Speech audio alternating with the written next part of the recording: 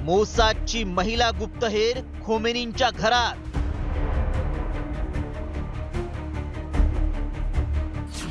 इराणचे अणुशास्त्रज्ञ हसीनाच्या जाळ्यात।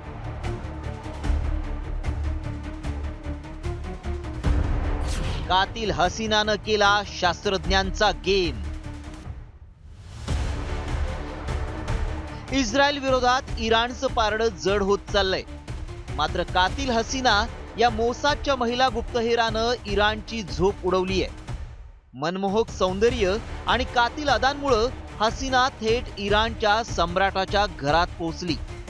एवढंच नाही तर तिनं आपल्या मादक अदांनी अणुशास्त्रज्ञांना प्रेमाच्या जाळ्यात ओढलं आणि तिथेच इराणी शास्त्रज्ञांचा घात झाला। तब्बल 9 अणुशास्त्रज्ञांना तिनं अल्लाघरी पाठवलंय। फ्रेंच नागरिकत्व असलेली कॅथरीन पेरेज शेकेडकडून इराणचा गेम झालाय। इराणच्या अण्वस्त्र कार्यक्रमाशी संबंधित 9 वरिष्ठ शास्त्रज्ञ आणि लष्करी अधिकारी टार्गेटवर होते। वर्षभरातच सैनिकी अधिकारी, शास्त्रज्ञ आणि इंजिनियर्सच्या कुटुंबापर्यंत ती पोहोचली। शास्त्रज्ञांशी संपर्क वाढवण्यासाठी कॅथरीननं इराणी अधिकाऱ्यांच्या बायकांशी मैत्री केली। हनी ट्रॅपचा वापर करून माहिती मिळवली आणि गरज पडल्यावर थेट खूनही केले।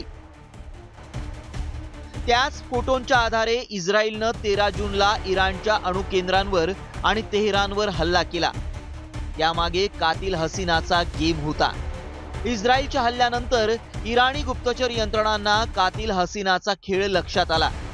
मात्र तेव्हा खूप उशीर झाला होता। कातिल हसीना पसार झाली होती आणि 9 शास्त्रज्ञांनी जीव गमावला होता। मोसादनं इराणमध्ये फक्त कातिल हसीनाच्या माध्यमातूनच टॉप लष्करी अधिकारी आणि अणुशास्त्रज्ञांचा गेम केला नाही, तर त्यासाठी गुप्तहेर महिलांची ब्रिगेड तयार करून इराणच्या घरातही घुसवली। त्यामुळे इराण विरोधात सूक्ष्म नियोजन करून हल्ले करणं इस्रायलला शक्य होतंय। त्यामुळे कोणत्याही देशातील अधिकाऱ्यांनी सावधपणे पावलं टाकणं गरजेचं आहे। रिपोर्ट साम टीव्ही न्यूज।